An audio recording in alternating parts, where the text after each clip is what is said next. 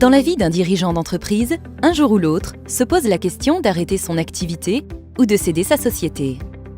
Mais pour réussir la transmission et la reprise d'une entreprise artisanale, il faut anticiper, se poser les bonnes questions et se faire accompagner. Pour bien préparer votre projet, vous pouvez contacter les chambres de métiers et de l'artisanat d'Île-de-France qui ont pour mission de faciliter la rencontre entre les cédants et les repreneurs. Elles mettent également à disposition des conseillers spécialisés en reprise-transmission qui connaissent bien le marché et les acteurs locaux. Ils disposent de fichiers d'entreprise à reprendre ou de bourses d'affaires locales et interviennent en toute neutralité et confidentialité. À l'échelle de la France, il existe aussi une bourse nationale d'opportunités artisanales que l'on peut consulter via Internet.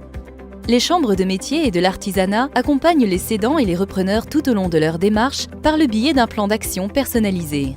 Elles accompagnent par exemple les repreneurs dans le montage du dossier prévisionnel et la recherche de financement, notamment les aides et les crédits bancaires.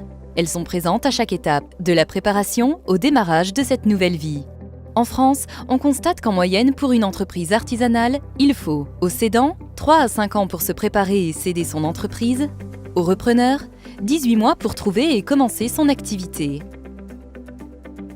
En Île-de-France, 40% des entreprises artisanales sont dirigées par une personne âgée de 50 ans ou plus et 45% de ces entreprises existent depuis 5 ans ou plus. Mais loin de se résumer à une succession d'étapes ou de chiffres, céder et reprendre une entreprise, c'est avant tout une aventure humaine. Madame Lou nous parle de son expérience lorsqu'elle a cédé son salon de coiffure, L'Air Pur.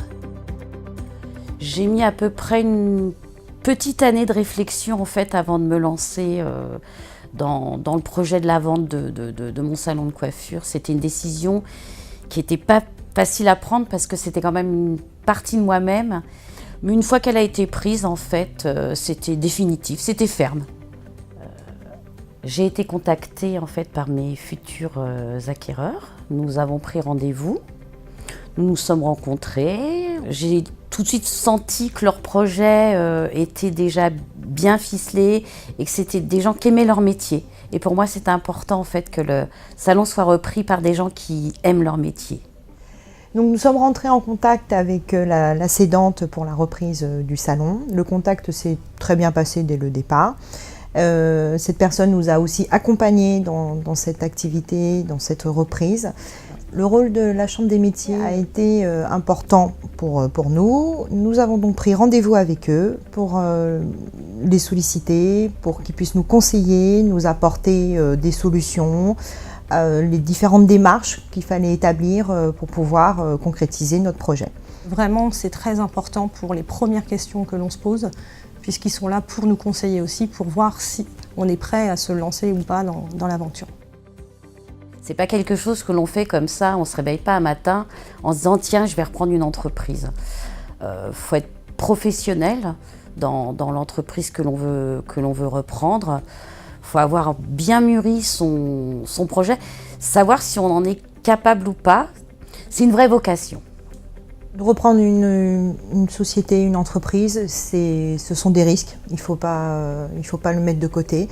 Par contre, derrière, c'est quand même une très belle aventure et qu'il faut ne pas hésiter, il faut se lancer, tout simplement. Dans les diverses étapes de la reprise-transmission, aussi bien que dans le futur développement de l'entreprise, le rôle des chambres de métiers et de l'artisanat est essentiel. Alors que vous soyez cédant ou repreneur, que vous vous posiez simplement des questions à ce sujet ou que vous l'envisagiez sérieusement, adressez-vous sans hésiter aux chambres de métiers et de l'artisanat.